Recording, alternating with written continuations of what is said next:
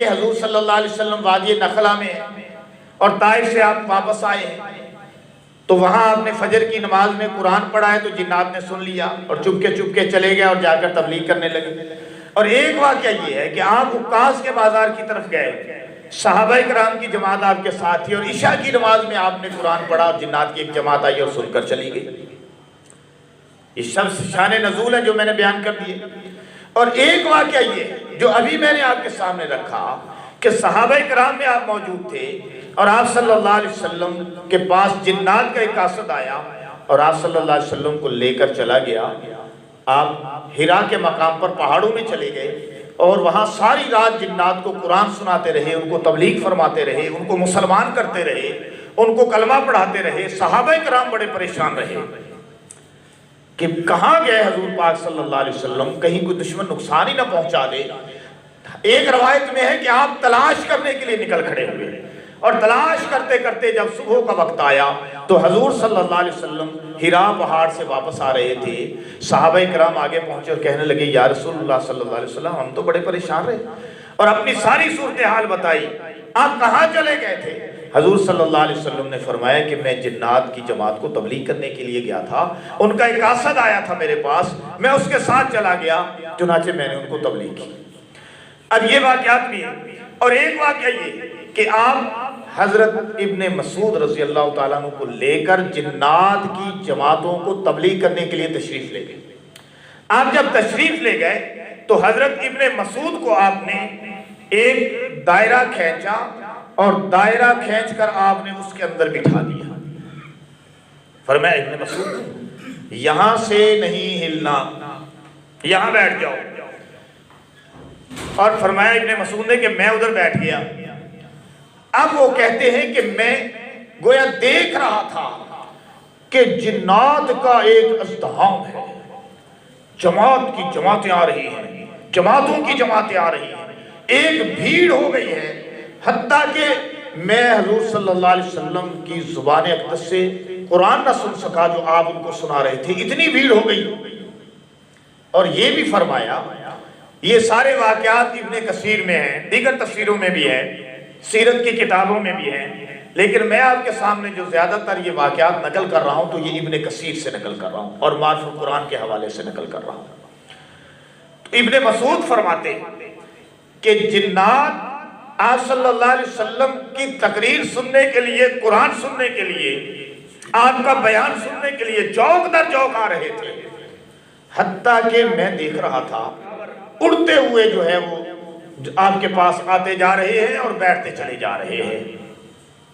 ابن مسعود فرماتے ہیں کہ میں نے جب ان کو دیکھا، حضور صلی اللہ علیہ وسلم نے بعد میں پوچھا کہ ابن مسعود سناؤ کچھ دیکھا بھی، سناؤ کچھ دیکھا بھی؟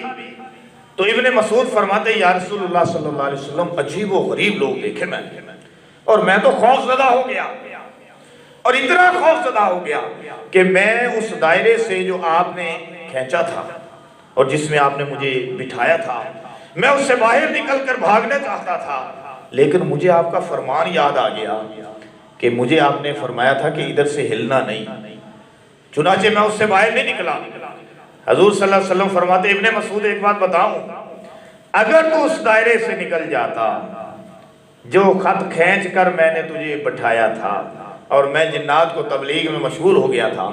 اگر تو اس دائرے سے نکل جاتا تو شاید قیامت میں ہی ہماری ملاقات ہوتی۔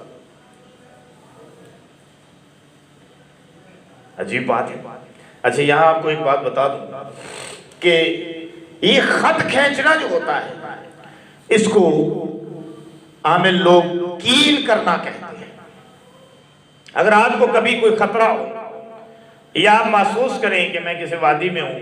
جیسے میں نے پہلے بیان کیا کہ جاہلی دور میں تو وہ جنات کے سرداروں کی پناہ چاہتے تھے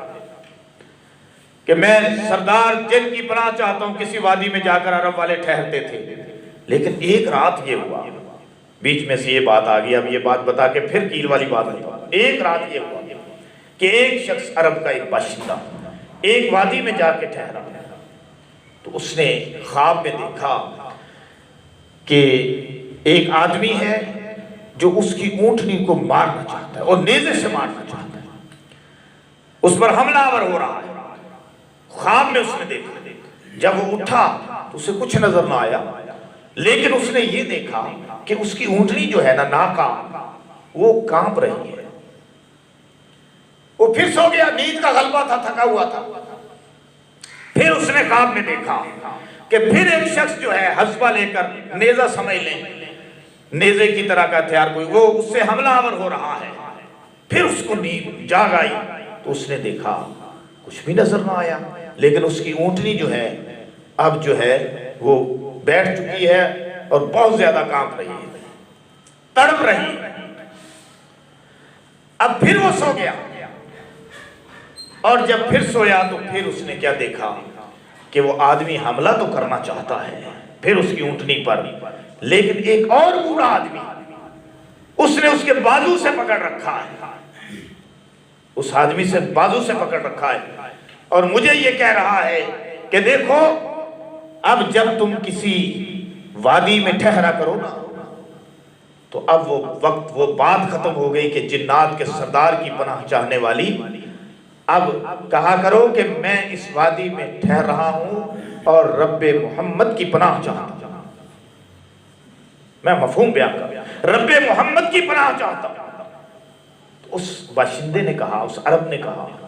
کہ یہ محمد کون ہے؟ فرمایا، اسی بوڑھے نے بتایا کہ محمد وہ ہے کہ جس کے لیے اللہ تعالیٰ نے آخری نبوت کو مقرر کر دیا، اور جسے اللہ نے نبی بنا کر مبعوث فرما دیا ہے۔ اب وہ دور جو پہلے کا جنات کا دور تھا اب وہ ختم ہو گیا، اور اب محمد الرسول اللہ صلی اللہ علیہ وسلم کی نبوت کا ہی سکہ چلے گا، کسی اور کا نہیں چلے گا۔ لہذا اب جنات کے سرداروں کی پناہ نہ طلب کیا کرو، اب رب محمد کی پناہ طلب کیا کرو۔ اچھا، میں کیل والی بات بھی بتانا چاہتا تھا، اس سے آپ کو بڑا فائدہ ہوگا کہ دیکھیں آپ کبھی خوف زدہ ہوں، آپ پر جادو کے اثرات ہیں، آپ محسوس کرتے ہیں کہ کوئی جنات وغیرہ کے اثرات ہیں، تو آپ اپنے آپ کو کیل کر لیں، اور سوتے وقت اپنی جو ہے وہ چارپائی کو، اپنے بیڈ کو کیل کر لیں، ہاتھ میں کوئی کیل وغیرہ لے لیں یا کوئی اور چیز لے لیں، اس طرح کی، اور آپ 3 مرتبہ 7 مرتبہ کر لیں تو بہت اچھا ہے، 3 مرتبہ بھی آپ کر سکتے ہیں، 3 مرتبہ الحمد شریف، 3 مرتبہ آیت الکرسی، آیت الکرسی 3 مرتبہ، اور 21 مرتبہ یا حفیظ یا حفیظ یا حفیظ پڑھ لیں۔ یہ سمپل ہے، ویسے تو کیل جو ہیں وہ بہت ساری ہیں۔ سورہ طارق کی آخری آیات ہیں، سورہ طارق کی آخری آیات وہ آپ پڑھ لیں، اور ان کو بھی اسی طاق عدد میں 21 مرتبہ پڑھ لیں، 41 مرتبہ پڑھ لیں، تو اس کو پڑھ کر اپنی چارپائی یا اپنے بیڈ کے ارد گرد ایک خط کھینچتے ہیں، ایک لائن لگا دیں۔ انشاءاللہ العزیز جب تک آپ اس مقام پر موجود رہیں گے، آپ کے اوپر نہ جادو ٹونے کا اثر ہوگا، نہ ہی کسی موکل کا اثر ہوگا، نہ کسی جن کا اثر ہوگا، نہ کسی چڑیل کا اثر ہوگا، آپ اللہ کی حفاظت میں آ جائیں گے۔ یہ کیل ہے، اور اگر آپ اس میں اور اضافہ کرنا چاہیں تو سورۃ جن کی یہی ابتدائی آیتیں شتاتہ تک پڑھ لیں، ان کو بھی 3 مرتبہ یا 7 مرتبہ پڑھ لیں، تو یہ سونے پہ سہاگا ہو جائے گا۔ تو گرامی قدر سامعین، میں عرض